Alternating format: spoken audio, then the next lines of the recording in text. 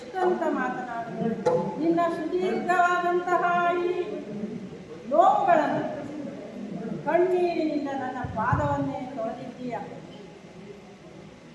ಈ ಪ್ರಪಂಚದಲ್ಲಿ ನೀನೊಬ್ಬಳೇ ಈ ನೋವನ್ನು ಅನುಭವಿಸಿದ್ದು.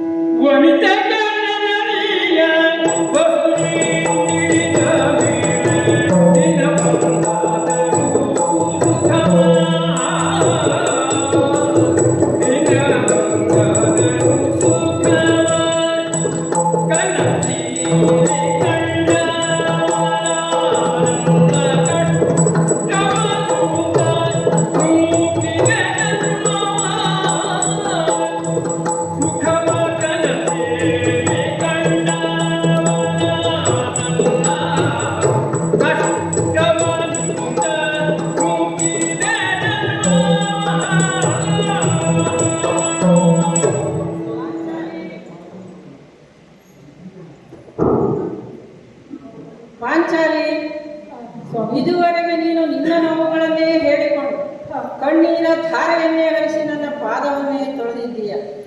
ಆದರೆ ಈ ಭೀಮ ಕಾಯವನ್ನು ನೋಡಿ, ಹೊರಟು ಮುಖವನ್ನು ನೋಡಿ, ಈ ಭೀಮನಿಗೆ ನೋವೇ ಇಲ್ಲ, ಅವನಿಗೆ ಮನಸ್ಸೆಂಬುದೇ ಇಲ್ಲ ಅಂತ ಅಂದುಕೊಂಡಿದ್ದೇನೆ. ಏನು ಸ್ವಾಮಿ, ಇದುವರೆಗೆ ನನ್ನ ಕಷ್ಟಗಳನ್ನು, ನನ್ನ ನೋವುಗಳನ್ನು ಯಾರಲ್ಲಿಯೂ ಹೇಳಿಕೊಂಡದ್ದಿಲ್ಲ.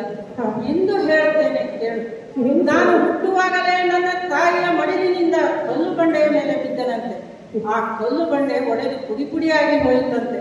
ಆಗ ಎಲ್ಲರೂ ಅಯ್ಯೋ ಕಲ್ಲು ಒಡೆದು ಹೋಯ್ತಲ್ಲ ಅಂತ ಅಚ್ಚರಿಪಟ್ಟರೆ ವಿನಃ ಈ ಮಗುವಿಗೇನಾಯ್ತು ಅಂತ ಯಾರು ಕೇಳಲಿಲ್ವೇ?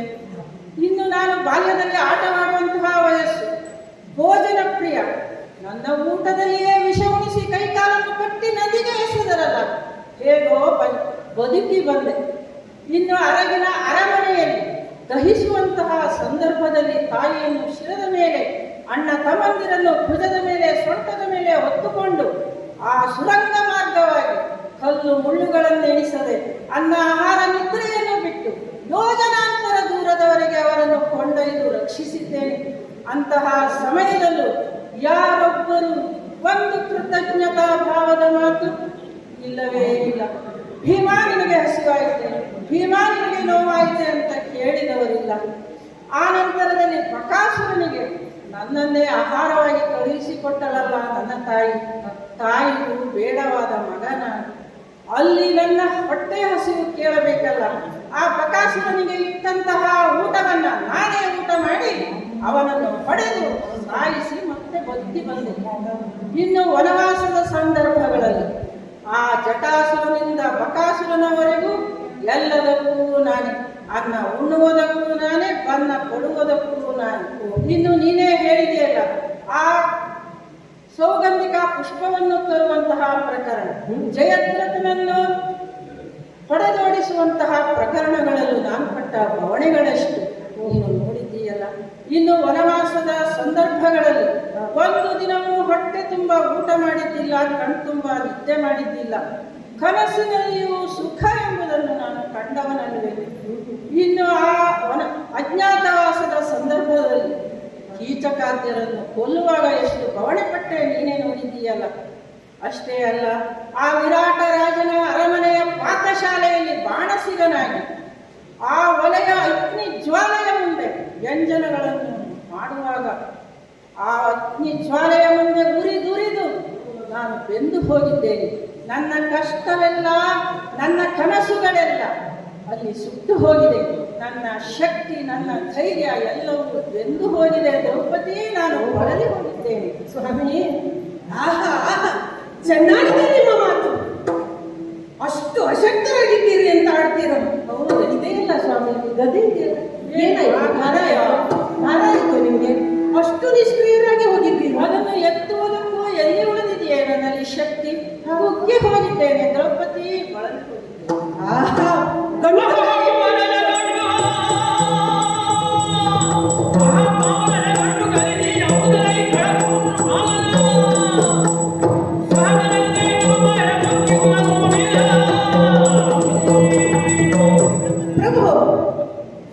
ಗಂಡುಗಲಿ ಕಲಿಭೀಮ ಬಹುಭುಜ ಪರಾಕ್ರಮಿ ಎಂತೆಲ್ಲ ನೀವು ಬಿರುದು ಪಡೆದವರು. ಗದೆಯೂ ಬಲವಾಯಿತು ಎನ್ನುವಷ್ಟರ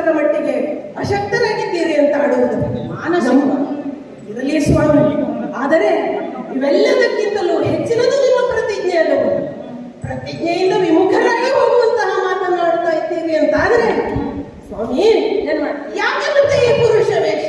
ಹಾ. ನೀನೇನ್ ಮಾಡ? ನಾನು ಅಲ್ಲಿ ಕ್ಷತ್ರಿಯಳಿ ಇದ್ದೇನೆ ನಾನು. ಹೌದಾ? ನೀವು ಈ ರೀತಿಯಲ್ಲಿ ಹಿಂಜರಿದ್ದೇನೆ ಅಂತಾದ್ರೆ ನಾನು ನಿರ್ಧಾರ ಮಾಡ್ತೇನೆ. ಏನಂತ? ನಿಮ್ಮ ಹಾಗೆ ಅಲ್ಲ, ಒಪ್ಪಿಕೊಳ್ಳುವವಳೆಲ್ಲ ಸಂತಾನವನ್ನು ಹೋರಾಡ್ತೇನೆ ಸ್ವಾಮಿ, ಹೋರಾಡ್ತೇನೆ. ಗೊತ್ತುಂಟು, ತರಬೇತಿಯನ್ನು ಪಡೆದಿದ್ದೇನೆ. ನನ್ನ ತಂದೆ ಹಾಗೆ ಬೆಳೆಸಿದ್ದಾರೆ. ಯಾರು ಇಲ್ಲ ಅಂತ ಭಾವಿಸಿದ್ರು. ಯಾರಿಲ್ಲ ನನ್ನ ಕೈ ಬಿಟ್ಟರೆ ಏನಂತೆ? ಯಾರಿದ್ದಾರೆ ನಿನ್ನ ಬಲಕ್ಕೆ? ಇದ್ದಾರೆ ನನಗೆ. ನನ್ನ ಅಪ್ಪನ ಮನೆಯ ಬಳಗವೇ ಇದೆ ಇಲ್ಲಿ ನನ್ನೊಡನೆ. ದೃಪದ ಇದ್ದಾನೆ ನನ್ನೊಡನೆ. ನನ್ನ ತಂದೆಯವರಿದ್ದಾರೆ. 3 ಅಕ್ಷವಿಣಿ ಸೈನ್ಯ ಉಂಟು, ಲೆಕ್ಕ ಉಂಟು ನಮಗೆ. ನಿಮ್ಮದೆಷ್ಟು? ಕೌರವರದ್ದು 11 ಆದ್ರೆ ನಿಮ್ಮದು 7. ಅಲ್ಲಿ ನಮ್ಮ 3 ನನ್ನ ಅಪ್ಪನ ಮನೆ ಇರೋದು. ಬಳಸಿಕೊಳ್ಳುತ್ತೇನೆ ಸ್ವಾಮಿ. ಸೀರೆಯನ್ನು ಕೊಡ್ತೇನೆ. ನಾನು ಯುದ್ಧಕ್ಕೆ ಹೋಗ್ತೇನೆ ಅಂತ ಹೇಳಿದನಲ್ಲ, ಅಷ್ಟೇ ನನಗೆ ಆಗ್ಲಿಕ್ಕಿಲ್ಲ. ನನ್ನ ಸೀರೆ ಆಗುವುದಿಲ್ವ? ಚಿಂತೆ ಬೇಡ, ನನ್ನ ಅಕ್ಕ ಹಿಡಿಂಬೆ ಸೀರೆ ಕೊಡ್ತೇನೆ. ಆಗುತ್ತದೆಯಾ? ಆ ಬಳೆ ಬಳೆಬೇಕಾ ಮತ್ತೆ ಕೈಯಲ್ಲಿ? ಅಂದ್ರೆ ನೀವು ಸಿದ್ಧ ಇದ್ದೀರಿ ಅಂತ ಆಯ್ತಲ್ಲ ಸೀರೆ ಉಡಲಿಕ್ಕೆ. ಸೀರೆ ಉಂಟು, ಹಾಗಾದ್ರೆ ಬಳೆ ಕೊಟ್ಟು ಅಡಿಗೆ ಮನೆ ಬಾಣಸಿಗಾಗಿ ಗೊತ್ತಲ್ಲ ನಿಮಗೆ. ಅದು ಉಂಟಲ್ಲ, ಅಭ್ಯಾಸ ಉಂಟಲ್ಲ ಭೀಮಸೇನ ಸಂದರ್ಭದಲ್ಲಿ. ಆಗ್ಲಿ, ನೀವು ಹಾಗೆ ಮಾಡಿ, ಬೇಸರ ಇಲ್ಲ ನನಗೆ. ನಾನು ಹೋರಾಡ್ತೇನೆ. ನನಗೆ ಏನು ನ್ಯಾಯ ಬೇಕೋ ನಾನು ಪಡೆಯುತ್ತೇನೆ ಸ್ವಾಮಿ. 5 ಜನ ಮಕ್ಕಳಿದ್ದಾರೆ ನನಗೆ. ಹೌದಾ? ಹೌದು. ಪಾರ್ಥ ಬರದಿದ್ದರೇನಂತೆ, ಅಭಿಮನ್ಯು ಇದ್ದ. ಬರ್ತಾರೆ, ವಿಶ್ವಾಸ ಇದೆ ನನಗೆ. ನಿಮ್ಮದೇ ಮಗ, ನನ್ನ ಮಗ ಘಟೋತ್ಕಚ ಇದ್ದಾನೆ. ನನ್ನ ಮಗನೇ.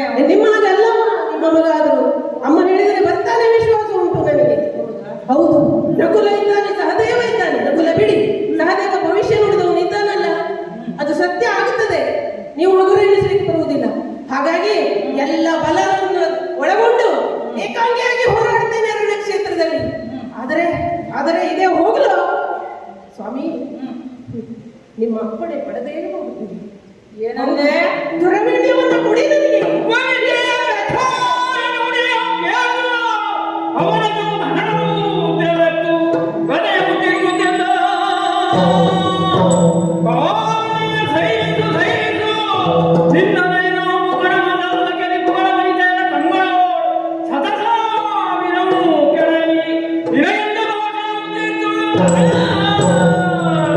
ದ್ರೌಪದಿ, ನನ್ನ ಸ್ವಾಭಿಮಾನವನ್ನೇ ನೀನು ಕೆಣಕಿದ್ದೀಯ, ಪೌರುಷವನ್ನೇ ಪ್ರಶ್ನಿಸಿದ್ದೀಯ. ಈ ಭೀಮ ಏನು ಹೇಳಿ ಅಂತ ಭಾವಿಸಿದ್ದೀಯೇನೆ? ಇದೋ ಗದೆಯನ್ನು ಎತ್ತಿ ಒಮ್ಮೆ ತಿರುಗಿಸಿದ್ದೇನೆ. ಸ್ವಾಮಿ, ನೀನು ನಿಶ್ಚಿಂತಳಾಗಿ ಅಂತಃಪುರಕ್ಕೆ ಹೋಗಬಹುದು. ಅಂದು ಇದೇ ಗದೆಯಲ್ಲಿ ಎತ್ತಿ ನೀವು ದುಶ್ಯಾಸನ ಕೊಟ್ಟಂತಹ ಅವರ ಭಾಷೆಯನ್ನು ನಾನೇ ಈಡೇರಿಸಿಕೊಳ್ಳುತ್ತೇನೆ. ನೀನು ಇದುವರೆಗೆ ಸುರಿಸಿದ ಕಣ್ಣೀರ ಒಂದೊಂದು ಹನಿವು ಆ ವೈರಿ ವನಿತೆಯರ ಕಣ್ಣಲ್ಲಿ 1000 ಹನಿಗಳು ಉದುರುವಂತೆ ಮಾಡುತ್ತೇನೆ. ನೀನು ಇನ್ನು ನನ್ನನ್ನು ನಂಬಬಹುದು. ನಿಶ್ಚಿಂತೆಯಾಗಿ ನೀನು ಮರಳಿ ನೀನು ಅಂತಃಪುರಕ್ಕೆ ಹೋಗು. ಆ ಕೃಷ್ಣನಲ್ಲಿ ನಾನು ಹೇಳುತ್ತೇನೆ, ನನ್ನ ನಿರ್ಧಾರ ಬದಲಾಗಿದೆ. ಸಂಧಾನವಲ್ಲ, ಸಂಗ್ರಾಮವೇ ಆಗಬೇಕು ಅಂತ ಅವನಲ್ಲಿ ಹೇಳ್ತೇನೆ. ನೀನು ಇನ್ನು ಹೋಗಬಹುದು. ಆದರೆ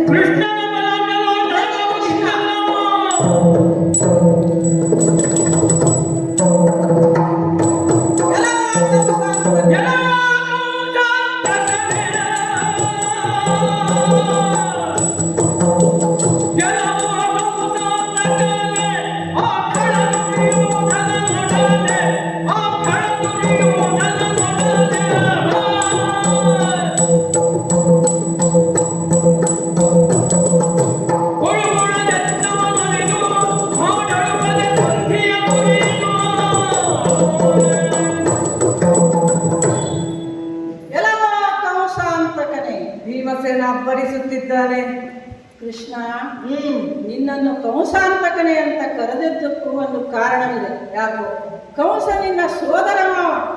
ಆದರೂ ದುಷ್ಟನನ್ನು ಸಂಹರಿಸುವುದಕ್ಕೆ ನೀನು ಸಂಬಂಧದನ್ನ ಎಣಿಸಲಿಲ್ಲ.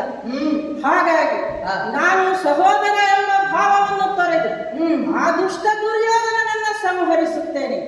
ನನ್ನ ಸತಿಗೆ ಕೊಟ್ಟ ವರಭಾಷೆಯನ್ನು ನಾನೇ ಈಡೇರಿಸಿಕೊಳ್ಳುತ್ತೇನೆ. ಸಂಧಾನವನ್ನು ಮುರಿದು ಸಂಗ್ರಾಮವನ್ನೇ ಗಂಟಿಕ್ಕಿ ಬರಬೇಕು. ಕೃಷ್ಣ, ಇದು ಸದ್ಯ ಸೀರೆಯ ಸೆರಗಿನ ಗಾಳಿ ಬೀಸಿದ ಈ ಭೀಮನಿಗೆ ಅಂದುಕೊಂಡರೂ ನನಗೆ ಚಿಂತೆ ಇಲ್ಲ. ನನ್ನ ವರಭಾಷೆಯನ್ನು ನಾನೇ ಈಡೇರಿಸಿಕೊಳ್ಳುತ್ತೇನೆ. ನಮ್ಮ ಅಣ್ಣ ಅಣ್ಣನವರು ಹೇಳಿದ್ದು ನಮ್ಮ ಅಣ್ಣ ಧರ್ಮಜ ನೀತಿಯಾದರೆ ಅವನಿಗೆ ಹಿತವಾದರೆ ಹಾ. ಅವನಿಗೆ ಬರಬೇಕಾದ 3 ಊರುಗಳನ್ನ ನೀನು ಪಡೆದು ಬರಬಹುದು. ಹಾ. ನನಗೆ ಬರಬೇಕಾದ 2 ಊರುಗಳನ್ನ ನಾನು ರಣರಂಗದಲ್ಲಿಯೇ ಪಡೆಯುತ್ತೇನೆ. ಯಾವುದು? ಆ ದುರ್ಯೋಧನನ 2 ತೊಡೆಗಳು ಅವುಗಳನ್ನ ಆ ರಣರಂಗದಲ್ಲಿ ಅವನನ್ನು ಸಂಹರಿಸಿ ನಾನು ಪಡೆಯುತ್ತೇನೆ. ಹಾ. ಇನ್ನು ಹಾ. ಅವನಲ್ಲಿ ಎಷ್ಟು ಅಕ್ಷೋಹಿಣಿ ಸೈನ್ಯ ಇದೆ? 11 ಅಕ್ಷೋಹಿಣಿ ಸೈನ್ಯ. ಅಚಿರತ ಮಹಾರಥನೇ ಇರಲಿ, ಕೊನೆಯಲ್ಲಿ ಆ ಪರಮಾತ್ಮ ಶಿವನೇ ಬಂದರೂ ನಾನು ಬಿಡುವವನಲ್ಲ. ಹಾ. ಆ ದುಷ್ಟನನ್ನು ಸಂಹರಿಸಿ ದ್ರೌಪದಿಗೆ ಕೊಟ್ಟ ಭಾಷೆಯನ್ನು ಈಡೇರಿಸಿಕೊಳ್ಳುತ್ತೇನೆ. ಇದು ಶತಸಿದ್ಧ. ನೀನು ಹೋಗಿ ಸಂಧಾನವನ್ನು ಮುರಿದು ಹಾ. ಸಂಗ್ರಾಮವನ್ನೇ ಗಂಟಿಕ್ಕಿ ಬರಬೇಕು. ಆಗಲಿ. ಚೋಳಿಪತಿಗೆ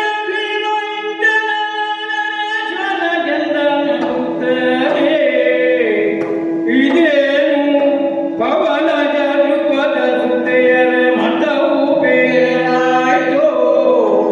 ಇದೇನು ಪವನ ಜರುಪದ ಸುತೆಯರ ಮತವು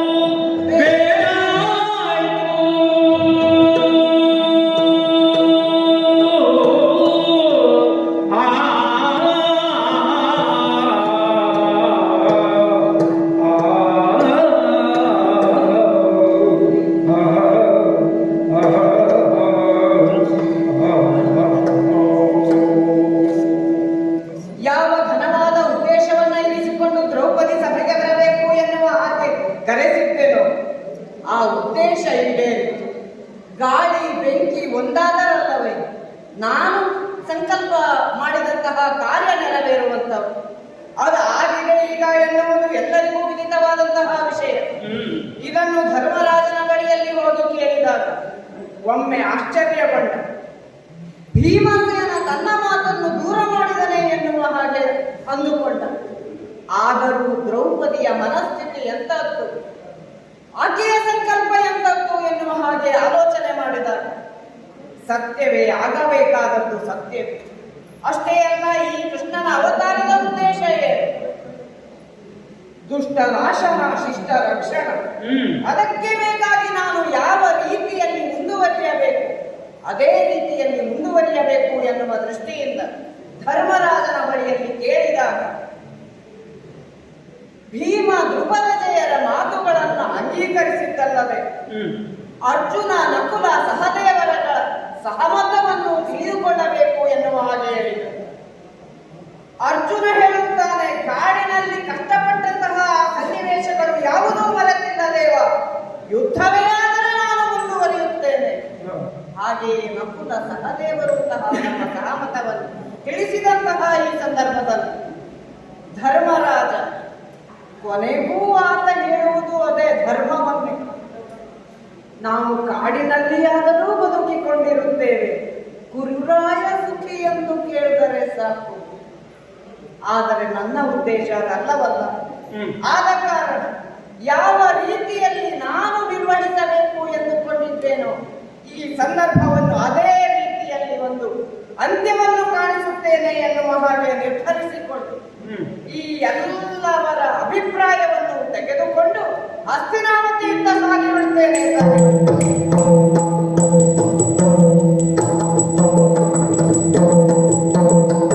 ಕರದೊಳು ಪರಶುಮಾನ